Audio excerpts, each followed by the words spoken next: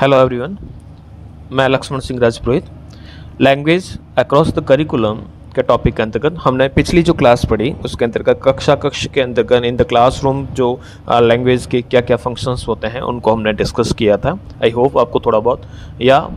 कईयों को अच्छी तरीके से समझ में आ गया होगा। उसी कॉन्सेप्ट को हम आगे बढ़ाते हुए आज हम डिस्कस करने वाले हैं कि कक्षा के बाहर भी क्या कक्षा की के जो बाहर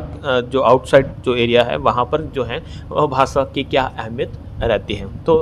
इन द क्लासरूम हमने डिस्कस किया था कि सबसे ज़्यादा इम्पोर्टेंट जो है वहाँ पर तीन जो पर्सन्स जो है या तीन थिंग्स जो है वहाँ पर वर्क करते हैं। एक तो रहता है टीचर, एक रहता है स्टूडेंट और तीसरा रहता है उसका बुक्स या जो उसका जो सिलेबस वगैरह जो रहता है। तो पाठ्य वस्तु और आपका यानी जो करिकुलम देन आपका टीचर एंड स्टूडेंट के बीच में जो है इंटरेक्शन चलता है। ये क्लासरूम के अंतर्गत आपकी 3 डायमेंशंस जो है प्रोसेस चलती हैं। अब हम आगे बढ़ते हैं कि क्लासरूम के बाहर जब जाएंगे तो जहाँ पर क्लासरूम के बाहर जो है वह टीचर नहीं, टीचर की अगर बात करें तो टीचर जो रहता है वह कह सकते हैं कि एक टारगेट स्टडी को लेकर चलता है कि हम मुझे क्या करवाना है, किस प्रकार इससे चलना है, उसके लिए कुछ बैरियर्स भी हैं। लेकिन हम क्लासरूम्स के बाहर जाएंगे तो इस प्रकार की कोई सिस्टमेटिक वे नहीं होता है कि हमारा जो कम्युनिकेशन जो होगा वो किस लैंग्वेज में होगा या कब कौन सा बिहेवियर किसके साथ होगा, ये कोई फिक्स नहीं रहता। फिर भी अगर कह सकते हैं कि जो बच्चा है तो अगर हम दिन की जो ड्यूरेशन की बात करें तो अप्रोक्सीमेटली 6 आवर्स का जो टाइम रहता है यानी 6 घंटे का जो समय रहता है वहाँ जो बच्चा रहता है क्लासरूम के अंदर रहता है। लेकिन डे का जो मैक्सिमम जो टाइम होता है वो क्लासरूम के बाहर रहता है। तो भाषाई जो विकास होता है या उसका जो डेवलपमेंट होता है या जो उसका इनरिचमेंट होता है वह सबसे जो इम्पॉर्टेंट जो उसका जो पार्ट होता है या जो प्रोसेस होती है वो सबसे ज़्यादा क्लासरूम्स के बाहर होती है। तो क्लासरूम्स के बाहर इसका क्या क्या रोल है उसको हम यहाँ पर डिस्कस करने वाले हैं। तो बच्चा जो रहता है अधिकांश समय जो रहता है क्लासरूम्स के बाहर रहता है। तो ऐसी स्थिति में जो रहता है कि जो भाषा के विकास के जो सबसे ज़्यादा जो मौके हैं वह उसको क्लासरूम्स के बाहर जो हैं बहुत ज़्यादा देखने को मिलते हैं। उसी बाहर वाले इन्वायरमेंट में अपने आप के या अपना जो लैंग्वेज डेवलपमेंट जो है वह क्लासरूम के बाहर होता है। अब कैसे वह किस प्रकार से डेवलपमेंट होता है तो हम कुछ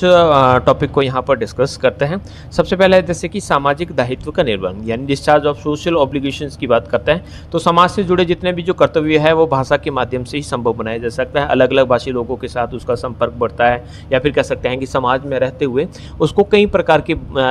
व्यक्ति मिलते हैं जिसका जो बोलने का तरीका क्या है, उसके द्वारा जो शब्दों का जो प्रयोग किया जाता है वह अलग प्रकार का है। तो उसमें से कई ऐसे शब्द जैसे कि अगर हम बात करते हैं कि तत्सम शब्द है या तद्भव शब्द है तो संस्कृत भाषा के जो मूल शब्द या उसके अंतर्गत जो है विदेशी शब्दों का जो समावेश हो गया है। तो इस प्रकार से एक परिष्कृत जो शब्द है हमारे सामने आए। तो इस प्रकार से जो शब्द हैं वह बनते रहते हैं, उसके अंतर्गत जो मॉडिफिकेशन की जो प्रोसेस है लगातार चलती रहती है। तो हम समाज में जब कई प्रकार के लोगों से मिलते हैं तो उनसे जब हमारा जो कम्युनिकेशन होता है तो उसके कम्युनिकेशन या उसके साथ जो संपर्क होता है उनसे हमारी जो बातचीत होती है उससे हमारी जो कह सकते हैं कि जो सोशल ऑब्लिगेशंस का जो भाव है, सामाजिक दायित्व का जो भाव होता है वो डेवलप होता है और इसके अंतर्गत भाषा का जो है अहम रोल रहता है। नेक्स्ट जो है सांस्कृतिक विकास में उपयोग, यूजेज इन कल्चरल डेवलपमेंट। जैसे कि कल्चरल डेवलपमेंट कैसे होगा, जैसे कि हम किसी दूसरी संस्कृति के बारे में जानेंगे तभी हमारा कल्चरल डेवलपमेंट होगा और उसके अंतर्गत जो कुछ बुराइयां हैं उसको हम खत्म करेंगे या कुछ नई चीज़ है जो हमारे कह सकते हैं कि उसके साथ हम एसिमिलेशंस करेंगे, उसके साथ हम उसको अधिग्रहणित करेंगे या फिर अपने अंदर समावेश करने का प्रयास करेंगे या फिर हमारी जो संस्कृति है उसके विकास में या हमारी संस्कृति के अंदर जो अच्छी अच्छी थिंग्स है उसको कह सकते हैं कि दूसरों को हम ट्रांसफ़र करने के लिए इस प्रकार की जो लैंग्वेज है वो लैंग्वेज यहाँ पर काफ़ी इंपॉर्टेंट होता है। जैसे कि उदाहरण के तौर पर दिया गया है कि अगर किसी संस्कृति को जानना है तो अगर किसी लैंग्वेज या किसी कल्चर को जानता है तो सबसे पहले उस संस्कृति का भाषा का ज्ञान होना आपको ज़रूरी है। जैसे कि हमने पिछली क्लास के अंदर भी डिस्कस किया था कि अगर आपको उर्दू या फिर पंजाबी भाषा के बारे में या बंगाली भाषा के बारे में आपको ज्ञान नहीं है तो उस भाषा के साथ जो आपका जो जुड़ाव है वो इतना ज़्यादा कह सकते हैं कि स्ट्रॉन्ग या मजबूती से नहीं हो पाएगा। उसके पीछे रीज़न है कि अगर हमें किसी संस्कृति विशेष के बारे में, शब्दों के बारे में थोड़ा बहुत भी ज्ञान है तो हम उससे जुड़ने की कोशिश करते हैं, हाँ, और अधिक शब्दों को जानने की कोशिश करते हैं। मैं 5 शब्द जानता हूँ तो अब की बार कोशिश करूँगा कि उसी संस्कृति को बोलने वाला या उसी भाषा को बोलने वाला व्यक्ति है उससे जुड़कर मैं 5 शब्द और जोड़ूँ। तो इस प्रकार से जो कम्युनिकेशन के माध्यम से या जो भाषा जो होती है वह इस प्रकार से संस्कृति के एनरिचमेंट, उसके डेवलपमेंट के लिए बहुत ज़्यादा इम्पोर्टेंट होती है। फिर है कि हम अपने विचार विनिमय जो है, यानी हम अपने व्यूज़ है, हमारी जो हमारा सोचने का तरीका है या जो हमारा व्यवहार का जो तौर तरीके हैं, रीति रिवाज हैं, ये जब हम कह सकते हैं कि जब तक बातचीत नहीं करेंगे तो एक दूसरे के साथ जो है ये बिना भाषा की ये पॉसिबल नहीं है। तो विचारों को आदान प्रदान या विचारों भावों का जो संप्रेषण है उसके लिए बहुत ज़्यादा इंपॉर्टेंट रहता है कि जो भाषा, यानी कि ये क्लासरूम के बाद है। क्लासरूम के अंतर्गत जो कह सकते हैं कि हमारी जो मित्र मंडली है या हमारा जो पीयर ग्रुप है, तो पीयर ग्रुप्स के साथ या फिर कह सकते हैं कि हमारी सोशल लाइफ के साथ, हमारा परिवारजनों के साथ या फिर हमारे दूर के रिश्तेदारों के साथ किसी शादी के अंतर्गत चले गए या फिर किसी धार्मिक यात्रा पर चले गए, हम रहे से किसी ट्रेन में यात्रा कर रहे हैं तो वहीं पर किसी दूसरी भाषा वाले व्यक्ति से अगर हम बातचीत करते हैं तो जो भाषा है उस भाषा का अगर हमें ज्ञान होता है तो हम आसानी से कह सकते हैं, आसानी से बातचीत कर लें। उदाहरण के तौर पर देखिएगा, जैसे कि हम घूमने चले गए और वहाँ पर कोई हमें यूरोपियन या कोई फॉरेन जो पर्सन दिखता है तो हमारे मन के अंतर्गत बहुत एक उत्कंठा या फिर कह सकते हैं आशा जगती है कि हम इससे कम्युनिकेट करें, हम इससे बातचीत करें। तो अगर लैंग्वेज का थोड़ा बहुत भी ज्ञान है तो हम पहल करके उनसे बातचीत करने का प्रयास करेंगे और वो भी काफ़ी ज़्यादा खुश होता है कि मुझे किसी दूसरी कंट्री के अंतर्गत मेरी भाषा को बोलने वाला या मुझे समझने वाला जो व्यक्ति मिला। तो इस प्रकार से विचारों का जो संप्रेषण है वो इसके माध्यम से संभव है। नेक्स्ट जो है सामाजिक परंपराओं का ज्ञान। अगर आपको कह सकते हैं कि भाषाओं का नॉलेज नहीं है तो आप किसी बालक को परंपराओं का या हमारे समाज के अंतर्गत या हमारे यहाँ क्या किस प्रकार की व्यवस्था होती है, किस प्रकार से हम हमारे रीति रिवाज, हमारी धार्मिक मान्यताएं, आस्थाएं, ये सब चीज़ें हैं, ये सब जो है डेवलप नहीं हो पाएगी। तो भाषा का नॉलेज होना जो है वह बहुत ज़्यादा ज़रूरी होती है। अगर भाषा का नॉलेज नहीं है या फिर हमें भाषा के बारे में बिल्कुल भी जानकारी नहीं है तो हमारी जो सोशल जो लाइफ है वो काफ़ी ज़्यादा कह सकते हैं आगे नहीं बढ़ पाती है या फिर हम कह सकते हैं कि अनसोशल हो जाते हैं, क्योंकि हमें भाषा ही नहीं आती है तो हम उन लोगों से दूर रहने का प्रयास करेंगे। लेकिन अगर आपको भाषा आती है तो आप लोगों से ज़्यादा जुड़ने का प्रयास करते हैं। तो भाषा जो है वह सामाजिक परंपराओं का ज्ञान करवाती है आउटसाइड द क्लास, यानी ये क्लासरूम के बाहर जो एक्टिविटी होती है। इसी प्रकार से जो विचारों का एकत्रीकरण का जो होता है कि जो भाषा के माध्यम से हम विचारों को मूर्त रूप देने का प्रयास करते हैं, यानी हमारे जो थॉट्स है या जो आइडियाज़ है उस आइडियाज़ के माध्यम से जो हमने सोचा है या जो हमने कह सकते हैं कि दिमाग के अंतर्गत जो हमने कुछ भाव या कुछ विचार लाए हैं उन विचारों को एकदम उसको मैटेरियलाइज करने के लिए आप या कह सकते हैं उसको पॉसिबल बनाने के लिए हम कह सकते हैं कि लैंग्वेज का सहारा लेते हैं। और नेक्स्ट चलते हैं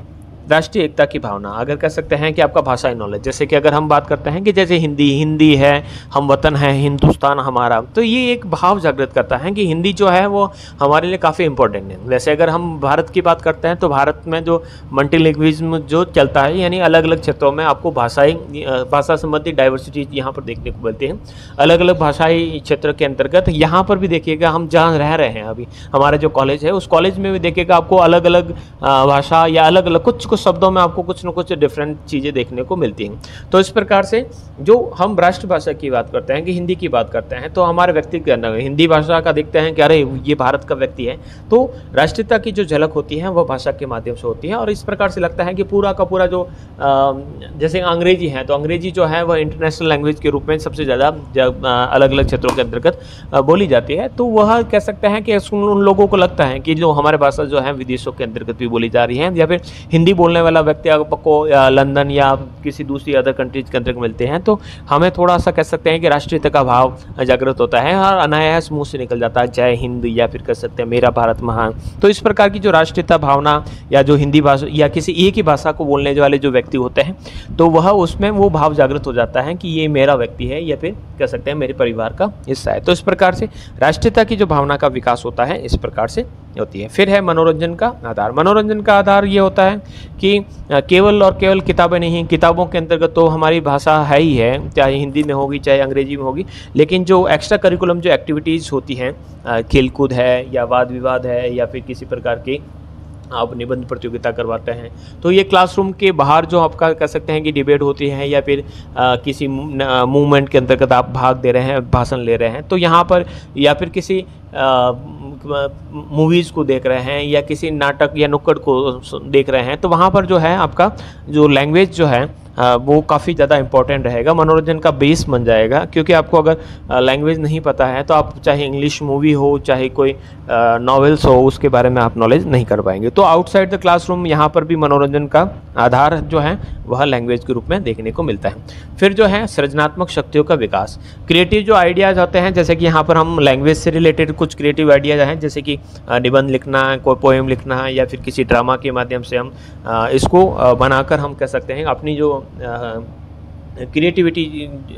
जो है पोटेंशियल उसको कह सकते हैं दिखाने की कोशिश करते हैं। तो यहाँ पर भाषा का ज्ञान, क्योंकि निबंध या कविता या नाटक अच्छा होगा ये सब डिपेंड करता है कि आपकी भाषा जो है वो कितनी स्ट्रांग है या फिर भाषा के अंतर्गत आपने किस प्रकार के शब्दों का प्रयोग किया है। अभी आपने देखा होगा जो रेत का टीला जो अभी जो कह सकते हैं कि बुकर अवार्ड के लिए